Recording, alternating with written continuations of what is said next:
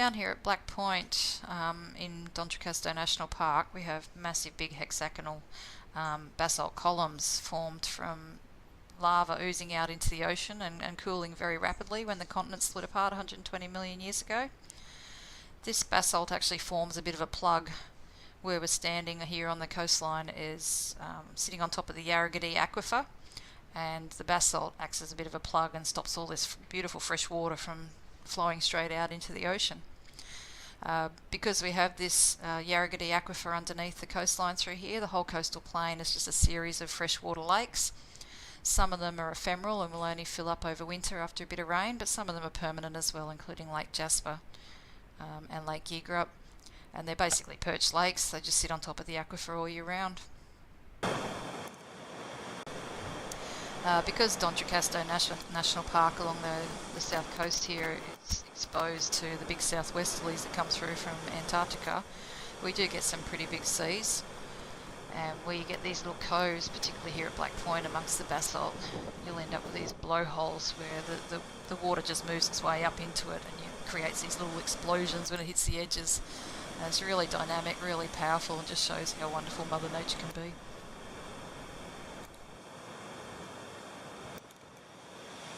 Runs all the way through to Bunbury. There's a line all the way through to Bunbury with the Bunbury basalt. Wow! And you get almost completely different species either side of that line. In the Kwongan and in the sandy country. It's really weird. And that's when you'll start to get the jarrah forest on the other side of it. And you get the caves. Black Point's a lovely destination to head to. It can be a bit inaccessible over winter because of all the swamps that form. Some of the roads were closed. You can still get there, you just need to make a bit of an effort to get there. But it's a really lovely location to come and sit and look for whales. We've seen orcas as well as the humpbacks and southern right whales down off here. Certain times of the year you'll also get big schools of dolphins, and we also do have a colony of New Zealand fur seals that live here along the rocks.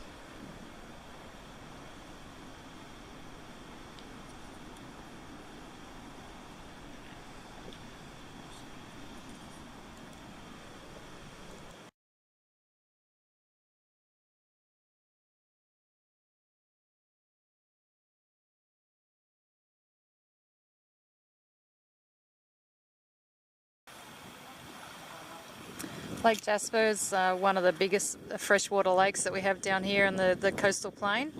They're basically, all the lakes that we have through here are pretty much perched lakes. Not many of them actually have streams flowing into them. They're just perched on top of the aquifer. This one has actually been developed from the sand dunes moving inland over the years. During the last ice age, 25,000 to 8,000 years ago, big mobile sand dune systems were pushed inland, and they've just basically created these lakes as they moved, blocked off the ancient watercourses.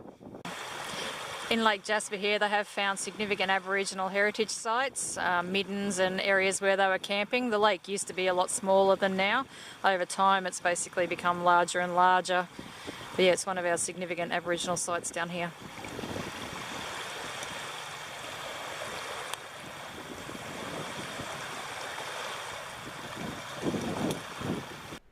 Lake Jasper here is the largest freshwater lake that we have in the southwest.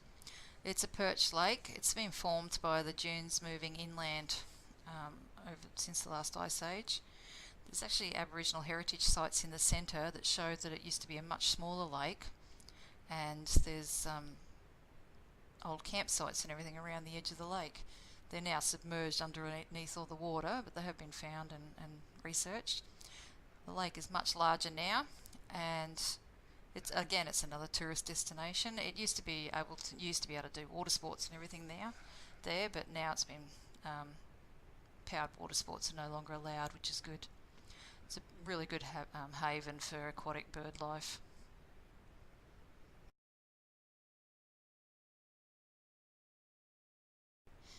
Around the outskirts of the Lake Jasper, you do have a lot of really diverse flora species.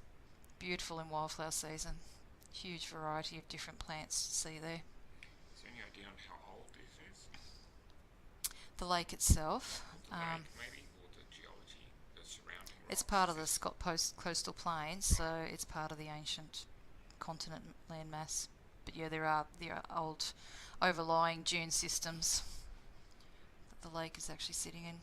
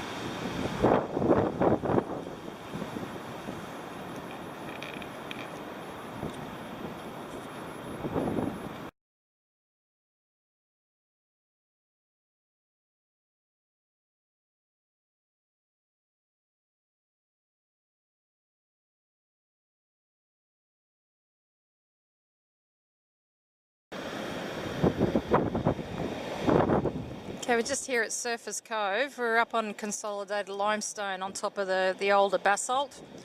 It's Bunbury basalt. It's found in a seam right from this point here right up to Bunbury. When you look at a satellite map, you can actually pick out the distinct line the whole way through. This is all Dontricasto National Park. It runs for 130 kilometres along the coastline through here. This area was first discovered by Bruni Dontricasto. Or first named by Bruni Dontricasto, who was a French explorer who'd been sent out to look for La Perouse, who'd gone missing after arriving in Sydney Harbour. And yeah, Bruni Dontricasto actually circumnavigated Australia 1.5 times between 1792 and 1794 looking for La Perouse. And as he rounded the southwest corner, the first land that he sighted was Point Dontricasto a bit further to the east. Yeah, it's a really beautiful area down here. There's not much access. There's just a few four-wheel drive tracks through Dontricasto National Park. The only all-wheel drive access is down to Point Dontricasto and Windy Harbour itself.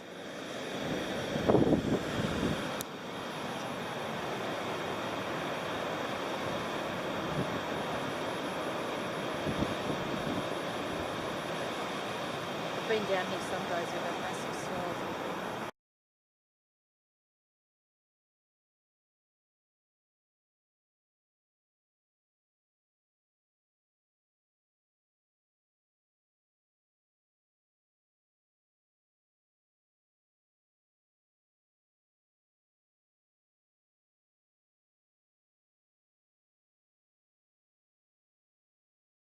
Species at Windy Harbour and those storms.